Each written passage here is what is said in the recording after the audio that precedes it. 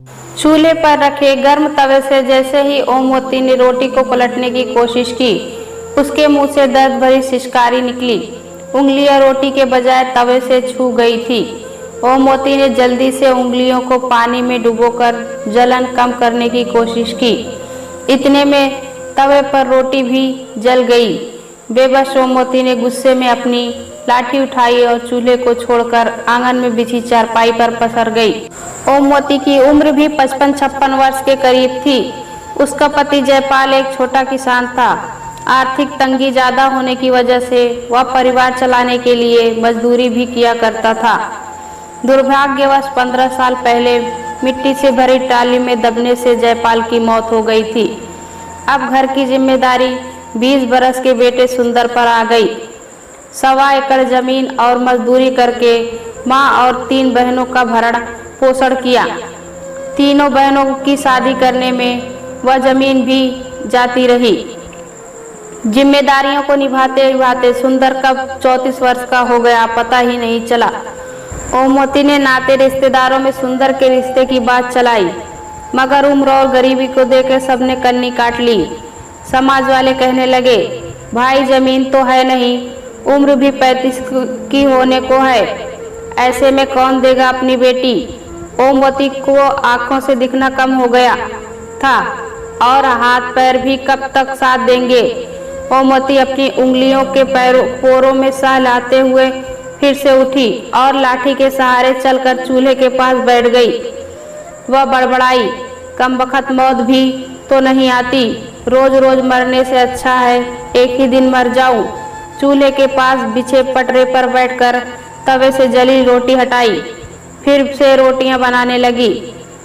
भगवान भी क्यों बुलाएगा, उसने तो सारे दुख मेरी ही किस्मत में लिख दिए। मत बुला। ओमवती रोटियां बनाकर कपड़े में लपेट कर रख दी, साबुत लाल मिर्च निकाली और नमक पानी डालकर चटनी पीस कर रख दी। फिर खाट पर लेट गई। सुंदर कंधे पर फावड़ा लिए घर पहुंचा। ओमवती अभी किस्मत को कोस ही रही थी कि सुंदर मुस्कुराकर माँ के पास पहुंचकर, क्या अम्मा आज भी भगवान जी से शिकायत कर रही हो? हाँ कर रही हूँ शिकायत। सुंदर समझ गया माँ की उंगलियों के पोरों में छाले उभर आए थे। देखकर सुंदर दुखी हो गया, कहने लगा, माँ कितनी बार कहा है रोटियां मैं बना दिया करूँगा, कितना वक्त लगता है, थोड़ी सी रोटियों में जला ली ना अपनी उंगलियां। ओमवती सुबकने लगी। माँ को दुखी देखकर सुंदर भी रोने लगा। सुंदर बोला, अम्मा गलती भगवान की नहीं, मैं ही नालायक निकला, कोई मेरे रिश्ते के लिए तैयार नहीं। आज अगर कोई रोटी बनाने वाली होती तो मैं तुम्हें हाथ नहीं जलाने पड़ते। मेरा बुढ़ापा तो तेरे सहारे कट जाएगा, 2-4 साल में मैं मर जाऊंगी, पर तेरा सहारा कौन बनेगा बेटा। सुंदर ने रोटियां और चटनी की कटोरी उठाई और खाट के पास बैठकर अम्मा को खाना खिलाने लगा। बीच बीच में एक हाथ से अम्मा को पानी भी पिला देता। बेटे के हाथ से रोटियां खाकर ओमवती अपना सारा दुख भूल गई और हंसते हुए बोली, मेरे सुंदर जैसी औलाद तो किस्मत वालों को ही मिलती है। चटनी रोटी खाकर सुंदर फावड़ा लेकर निकल गया। ओमवती ने रोज की तरह अपनी लाठी उठाई और घर से बाहर निकली। कुछ दूरी पर बबूल का बड़ा सा पेड़ था। वहां पर पेड़ के नीचे औरतों घर के काम से फ्री होकर टाइम पास और हंसी मजाक के लिए जमा हो जाती थी। उनका रोज का काम कांटेदार पेड़ के नीचे चुगल पुराण को ताजा करना था। ओमवती को देखते ही 2 औरतों ने आगे बढ़कर ओमवती को सहारा दिया और खाट पर बिठाया और उसको सम्मान देने के लिए भी सभी ने उसके पैर छुए। उसमें से एक बोली, माँ जी सुंदर चला गया क्या? हाँ रोटी खाने आया था, खाकर चला गया।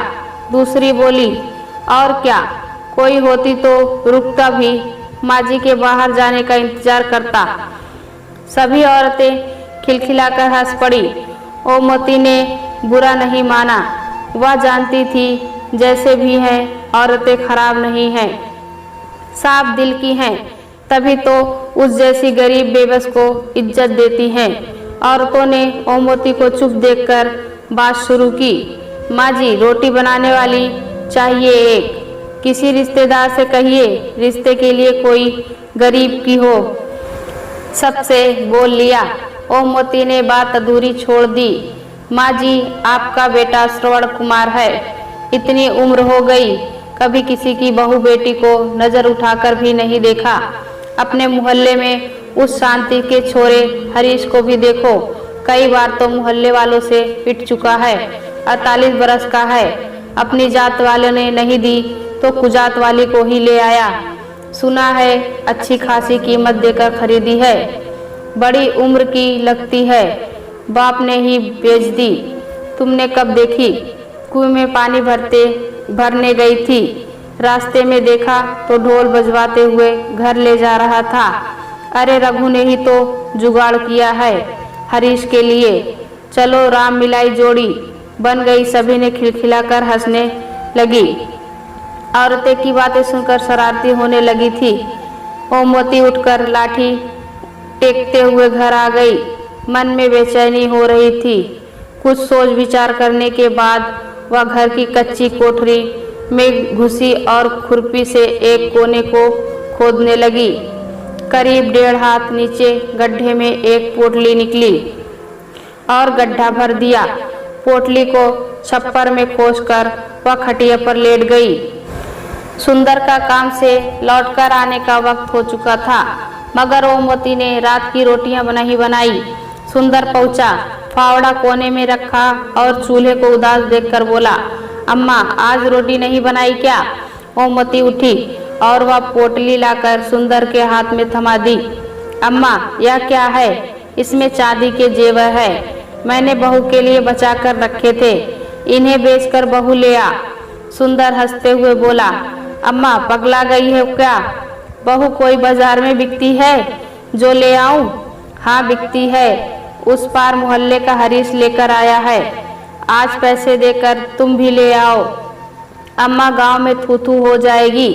नाते रिश्तेदार सब क्या कहेंगे? सब आना जाना बंद कर देंगे। क्यों होगी थू थू? इतनी ही चिंता है नात रिश्तेदारों को तो क्यों नहीं करा देते तुम्हारा ब्याह? किसी ने पूछा है आज तक तुमसे? मरते मरते उंगलियां जलाऊं मैं, जीते दी सुख नहीं देखा। बिना पोती पोती का मुंह देखे मारना चाहता है मुझे। ओमवती फफक कर रो पड़ी। अम्मा के आंसू सुंदर से नहीं देखे गए। रुआसी आवाज में बोला, अम्मा रो मत, तू जैसा कहेगी वैसा ही करूँगा। तेरे सिवाय मेरा है ही कौन इस दुनिया में? अब चुप हो जा। सुंदर की बात सुनकर ओमवती के आंसू थम गए। वह ऐसे खुश हुई जैसे बेटे की सगाई पक्की हो गई हो, जैसे बहू आने वाली है। ओमवती की खुशियों को पंख लग गए। पूरी उमंग के साथ बैठी और झटपट खाना बनाए। सुबह होते ही सुंदर साइकिल लेकर बाजार गया। वापस लौटकर उसने माँ के हाथ पे 13,000 रुपए रख दिए। ओमवती ने पूछा, बस इतने ही? अम्मा चांदी का भाव ही क्या है? सुनार ने काट कर इतने ही दिए। इतने में बहू कैसे आएगी? मैं क्या जानूं? तुमने कहा तो बेच आया। मैं तो नहीं जानता। ओमवती बोली, तू रघु से बात कर, कोई न कोई रास्ता निकल आएगा। ओमवती की आंखों में पनप रहे सपने मुरझाने लगे। गरीबी की खाई में उसकी हसरतें फिसलती और मरती रही। गरीबी ना होती तो सुंदर के पिता मिट्टी में दबकर क्यों मरते? सुंदर अपनी उम्मीदों को क्यों दफन करता? झोपड़ी में मायूसी ना होती। दादी कहने वाली तोतली आवाज गूंजती। गरीबी ने सब उम्मीदें खत्म कर दी थी। गरीबी एक बार फिर सपने में आकर लेने से पहले ही रोड़ा बन गई। सुंदर खुद की किस्मत को कोस रहा था। अम्मा को बुढ़ापे में सुख ना दे सका। 13,000 में भैंस नहीं आती, बहू कहाँ से आएगी? उम्मीद तो नहीं थी, लेकिन अम्मा की जिद के खातिर सुंदर रघु के घर पहुंचा। कुंडी खटखटाई। रघु लंगड़ाते हुए बाहर निकला और पूछने लगा, सुंदर तुम यहाँ कैसे? बस ऐसे ही भैया, आओ बैठो। काफी देर तक इधर उधर की बातें करने के बाद भी सुंदर के मुंह से असली बात नहीं निकली। रघु ने मसला भाप लिया। बोला, सुंदर तुम्हारे ब्याह का क्या हुआ? कुछ बात बनी? नहीं भैया, इसी आस से आपके पास आया हूँ। आज से मतलब भैया जैसे हरीश को औरत दिलाई वैसे मुझ पर भी मेहरबानी कर दो। रघु को झटका लगा। वह गुस्से में बोला, सुंदर तुम क्या समझते हो मुझे? मैं औरतों की दलाली करता हूँ क्या? अरे नहीं भैया, मुझ पर यह पाप ना चढ़ाओ। किसी का घर बसाना पुण्य का काम है। स्वार्थ दुनिया में आप भगवान से कम नहीं हैं। भगवान की तुलना होते ही रघु का गुस्सा हवा हो गया। वह गर्व से के साथ बोला, वह सब ठीक है सुंदर, पर कोई बाप अपनी बेटी यूं ही नहीं देता। उसकी 10 मजबूरी और बेबसी होती है। उसके बदले पैसा लेता है। कितने पैसे लेगा भैया? अब या तो वही बात बता सकता है। कितने लेगा? 40,000 या 50,000? भैया मेरे पास इतने पैसे कहाँ है? सोचा था तुम्हारी कृपा से घर बस जाएगा। कितने हैं तुम्हारे पास? मेरी हालत आपसे छुपी थोड़ी ही है। 10,000 हैं। देखो सुंदर, अम्मा के बुढ़ापे के खातिर मैं किराए विराए का खर्चा छोड़कर भी तो तुम्हें 25,000 से कम में बात नहीं बनेगी। सोच लो भैया, अम्मा की खुशी के खातिर ही तो बहू चाहिए। मरते मरते अच्छे दिन देख लेगी।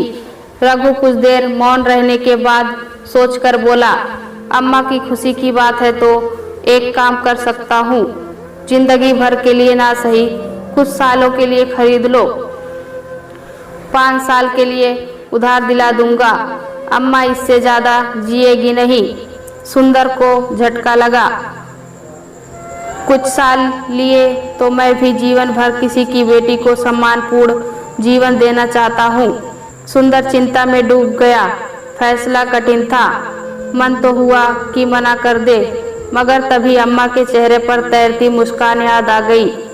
भैया अगर 5 साल बाद पूरा पैसा दे दूंगा तो फिर तुम्हारी, अगर नहीं दे पाया तो वह रुकेगी नहीं। सोच लो। ठीक है भैया, पर अम्मा को मत बताना कि सिर्फ 5 साल के लिए है। दुखी हो जाएगी। बात पक्की हो गई। दूसरे दिन सुंदर ने 10,000 रघु को दिए और रघु वादे के मुताबिक 10 दिन बाद 30-32 साल की औरत अपने घर ले आया। खबर पाकर सुंदर अम्मा के साथ रघु के घर पहुंचा। हाव भाव से मजबूर और सहमी नजर आती थी। नाम था सरिता। अम्मा तो देखते ही निहाल हो गई। खूब प्यार किया। उसी शाम बढ़िया साड़ी, शॉल, सैंडल और सजने संवरने की चीजों का बॉक्स लेकर दे दिया। सुंदर दूल्हा बना और गाजे बाजे के साथ सरिता को दुल्हन बनाकर अपने घर ले आया। गांव में हल्ला मच गया और थू थू होने लगी। यहाँ तक कि सुंदर के गांव में बहिष्कार की भी बातें होने लगी। सबने सुंदर को कोसना शुरू कर दिया। पास पड़ोस के लोगों ने तो रिश्ता खत्म कर लिया। परंतु अम्मा के घर बरसों बाद खुशी आई थी। उसके पैरों जमीन पर नहीं पड़ते थे।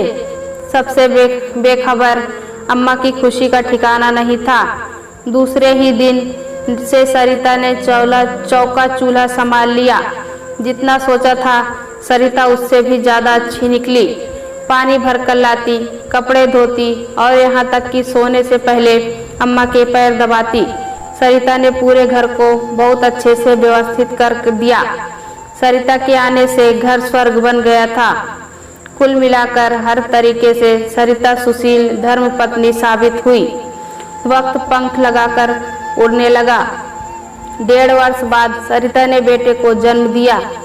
सुंदर की सुनी जिंदगी में बहार आ गई और अम्मा को खिलौने मिल गया था। अब तो अम्मा की रंगत ही बदल गई।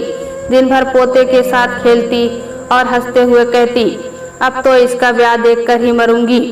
दुखों के साथ में सुखों का भी टापू मिल गया। सुंदर मजदूरी से फुर्सत मिलते ही घर पहुंचता। सरिता कंधे से फावड़ा लेकर रख देती, पानी देती, प्यार से खाना खिलाती। सुंदर बुरे दिन भूल गया। सरिता बोलती कम थी। बच्चे की उछल कूद ने घर की खुशियों का आंगन बना दिया था। घर में प्यार और सुख की महक बस गई। देखते ही देखते 4 साल बीत गए। सरिता से बिछड़ने का साल शुरू हो गया। सुंदर उदास रहने लगा। खूब मेहनत करने के बाद भी वह चंद हजार रुपए नहीं जुटा सका। एक एक दिन बीत रहा था। मजदूरी से जो मिलता वह 4 सदस्यों का पेट पालने में ही खत्म हो जाता था। जैसे जैसे वक्त बीत रहा था, सुंदर की बेचैनी भी बढ़ रही थी। गांव भर में काम तलाश करता रहता। जी तोड़ मेहनत करने के कारण सूख कर काटा हो गया। शरीर जवाब दे रहा था। बीमार हुआ मगर काम पर जाता रहा।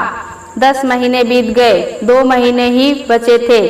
एक दिन अचानक आकर रघु सामने खड़ा हो गया और धमकी भरे आवाज में बोला, सुंदर 2 महीने बचे हैं, पैसे देते हो? या सुंदर ने फावड़ा तान लिया और गुस्से में बिफर कर बोला, खबरदार जो ऐसे बात की। सरिता मेरी जिंदगी है, मेरी सास है, कोई अलग नहीं कर सकता। आइंदा ऐसी बात ना करना। रघु तो घुटा हुआ सातिर था। वह कमजोर की नब्ज दबाना जानता था। गुस्से से बोला, सुंदर औकात में रहना। तुम जैसे 4 पति खड़े हो जाएंगे सरिता के लिए। उसके पिता और पूरी बेड़ियों की बिरादरी हंगामा कर देगी। जेल हो जाएगी तुम्हें। बीवी के चक्कर में अपने बेटे को भी खो दोगे।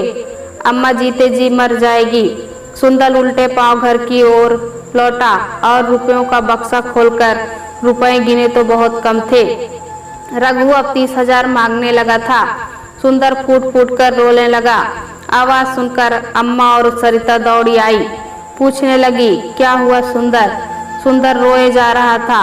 सरिता एक तरफ खड़ी सब देख रही थी।